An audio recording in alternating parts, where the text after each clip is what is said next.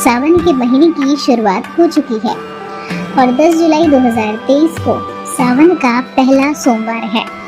ऐसे में आइए जानते हैं सावन सोमवार व्रत कथा क्या है। एक शहर में एक साहूकार रहता था। उसके घर में पैसों की कोई कमी नहीं थी, लेकिन उसके कोई संतान भी नहीं था, जिससे वो बहुत दुखी रहता। पुत्र की कामना करते हुए वो हर सोमवार को भगवान शिव का व्रत करता और भगवान शिव माता पार्वती की पूरी भक्ति के साथ शिवालय में पूजा भी करता।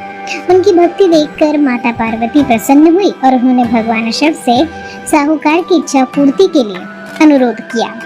पार्वती जी की इच्छा सुनकर भगवान शिव ने कहा, हे पार्वती, इस संसार में प्रत्येक प्राणी को उसके कर्मों के अनुसार फल मिलता है और उसके भाग्य में जो कुछ भी होता है उसे भुगतना ही पड़ता है। लेकिन पार्वती जी के पुनः अनुरोध करने पर भगवान शिव ने साहूकार को वरदान दिया। उन्होंने ये भी कहा कि उनकी संतान अल्पायु होगी और केवल 12 साल तक ही जीवित रहेगी। साहूकार ने माता पार्वती और भगवान शिव की बात सुनी। वो पहले की तरह शिव की पूजा करता रहा। कुछ समय बाद साहूकार के पुत्र का जन्म हुआ। जब वो बालक 11 साल का हुआ तो उसे पढ़ने के लिए काशी भेज दिया गया। साहूकार ने बेटे के मामा को बुलाकर ढेर सारा पैसा दिया और कहा कि तुम इस बच्चे को काशी विद्या प्राप्त करने के लिए ले जाओ और रास्ते में यज्ञ करो। आप जहाँ भी यज्ञ करें वह ब्राह्मणों को भोजन कराकर दक्षिणा देकर जाएं।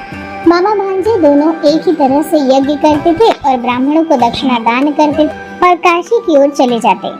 रास्ते में एक नगर था जहाँ नगर के राजा की पुत्री का विवाह होने वाला था, लेकिन जिस राजकुमार से उसका विवाह तय हुआ था वो काना था और इस बात की जानकारी राजा को नहीं थी।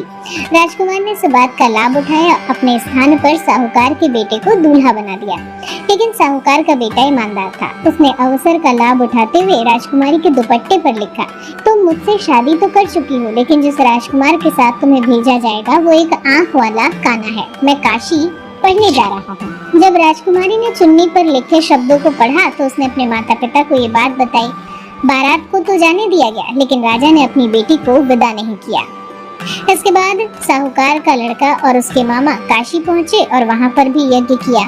कुछ दिन रहने के बाद लड़के ने अपने मामा से कहा कि मेरी तबीयत ठीक नहीं। मामा ने कहा कि तुम अंदर जाओ और सो जाओ। बच्चे का जीवन समाप्त होने वाला था।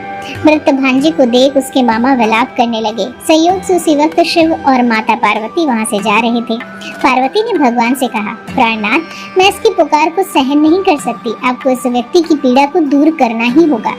जब शिव जी मरे हुए लड़के के पास पहुंचे तो उन्होंने कहा, वो उसी साहूकार का बेटा है जिसे मैंने अल्पायु का वरदान दिया था।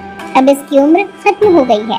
लेकिन माता पार्वती ने कहा, हे महादेव, कृपा करके इस बच्चे को और उम्र दें, नहीं तो इसके माता पिता भी मर जाएंगे। माता पार्वती के अनुरोध पर भगवान शिव ने लड़के को पुनर्जीवित किया। वह शिक्षा समाप्त कर जब वो लड़का अपने मामा के साथ नगर लौटा तो दोनों चलते हुए उसी नगर में पहुंचे जहाँ लड़के का विवाह राजकुमारी के साथ हुआ था। उस नगर में भी उसने यज्ञ का आयोजन किया।